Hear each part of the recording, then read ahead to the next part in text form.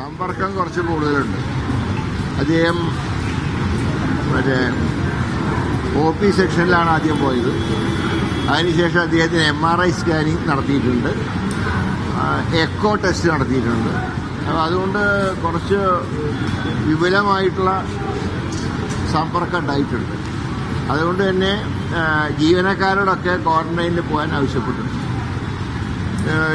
പേഷ്യൻറ്റിനെ ഇന്ന് 11 മണിയോടുകൂടെ മെഡിക്കൽ കോളേജിലേക്ക് ഷിഫ്റ്റ് ചെയ്യും. എല്ലാം ഉണ്ട്, എല്ലാ സജ്ജീകരണങ്ങളും ഉണ്ട്. കിറ്റ് ഉൾപ്പെടെ നൽകിയിട്ടുണ്ട്, PPE കിറ്റ് ഉൾപ്പെടെ നൽകിയിട്ടുണ്ട്. ഈ ബന്ധപ്പെട്ട എല്ലാവരോടും ക്വാറന്റൈനിൽ പോകാൻ ആവശ്യപ്പെട്ടിട്ടുണ്ട്. നാളെ തിരുവനന്തപുരത്ത് എൻ്റെ ഓഫീസിൽ DME DHS ഉൾപ്പെടെയുള്ള ഉന്നതരുടെ യോഗം വിളിച്ചു കൂട്ടിയിട്ടുണ്ട്. നാളെ എൻ്റെ ഓഫീസിൽ 12 മണിക്ക്.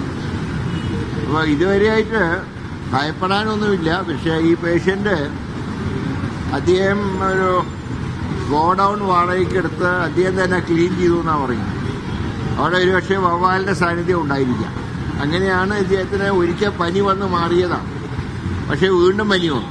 അങ്ങനെയാണ് വീണ്ടും ഇദ്ദേഹത്തിന് അഡ്മിറ്റ് ചെയ്തത്. അപ്പോൾ 2-3 തവണ അദ്ദേഹം ആശുപത്രിയിൽ സന്ദർശിച്ചിട്ടുണ്ട്. ഇങ്ങനെയൊക്കെയുള്ള പാശ്ചാത്തലമാണ്. 43 വയസ്സാണ് അദ്ദേഹത്തിനുള്ളത്. ഈ പറഞ്ഞ പോലെ ചില്ലറ ബിസിനസ്സൊക്കെയാണ് നടത്തുന്നത്. അപ്പോൾ അതിൻ്റെ ആവശ്യത്തിനാണ് ഗോഡൗൺ വാടകയ്ക്ക് എടുക്കുന്നത്. ഇതുവരെയായിട്ട് ബുദ്ധിമുട്ടൊന്നും റിപ്പോർട്ട് ചെയ്യപ്പെട്ടു.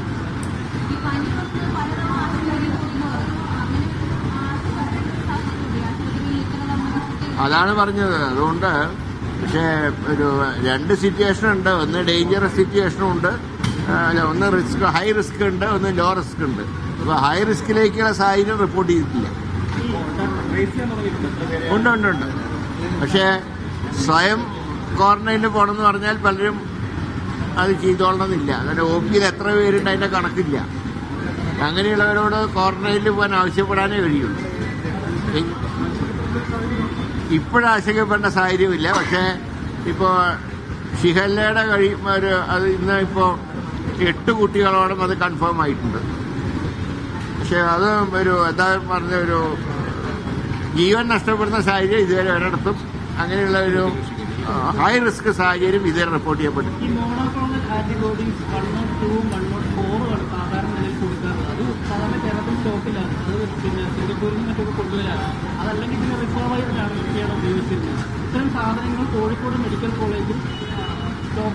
റിപ്പാവയറിന്റെ വൈറൽ അസുഖത്തിന്റെ സ്റ്റോക്കുണ്ട്.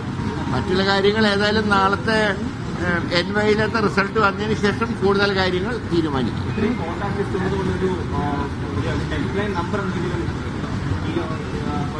ഇല്ല, അത് നമ്പർ അവർ എടുക്കാൻ ശ്രമിക്കുന്നുണ്ട്. പക്ഷേ പരിമിതി ഉണ്ടല്ലോ.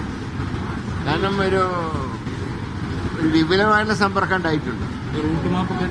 റൂട്ട് മാപ്പ് തയ്യാറാക്കുന്നുണ്ട്. എല്ലാ കാര്യങ്ങളും ചെയ്യുന്നുണ്ട്. നിപ്പയാണെന്നുള്ളൊരു രീതിയിൽ തന്നെയാണ് കൈകാര്യം ചെയ്യുന്നത്. എങ്ങനെ? അതെ,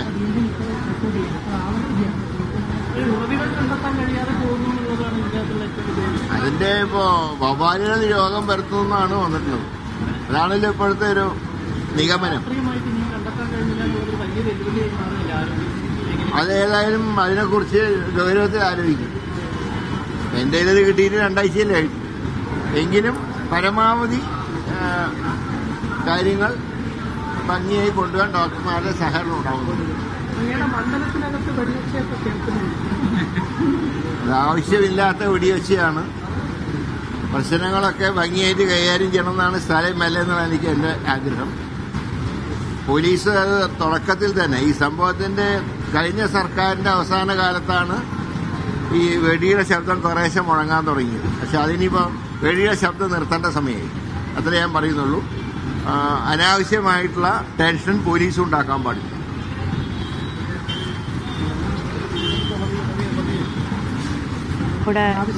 ബാധിച്ച ഫറൂഖ് സ്വദേശിക്ക് വിപുലമായ സമ്പർക്കമാണ് ഉണ്ടായിരിക്കുന്നത് എന്നാണ് അദ്ദേഹം പറഞ്ഞിരിക്കുന്നത്. ഇപ്പോൾ കണ്ടെത്തിയ ആളുകളോടൊക്കെ ക്വാറന്റൈനിൽ പോകാൻ ആവശ്യപ്പെട്ടിട്ടുണ്ട്. കൂടുതൽ ആളുകൾ ഉണ്ടെങ്കിൽ അവർ ക്വാറന്റൈനിൽ പോകണമെന്ന നിർദ്ദേശം കൂടി ആരോഗ്യമന്ത്രി മുന്നോട്ട് വെച്ചിട്ടുണ്ട്. എന്തായാലും ആശങ്കപ്പെടേണ്ട സാഹചര്യമില്ല. ഹൈറിസ്ക് വിഭാഗത്തിലല്ല നിലവിലുള്ളത് എന്നൊരു ആശ്വാസകരമായ കാര്യം കൂടി പറയുന്നുണ്ട്. പക്ഷേ ജാഗ്രത വേണം. നിലവിൽ ആശങ്കപ്പെടേണ്ട സാഹചര്യമില്ല എന്നാണ്. സമ്പർക്ക പട്ടികയിൽ നിരവധി പേർ ഉണ്ട് എന്നതും ആശങ്കയുണ്ടാക്കുന്നുണ്ട്. കെ മുരളീധരനാണ് തത്സമയം പ്രതികരിച്ചത്.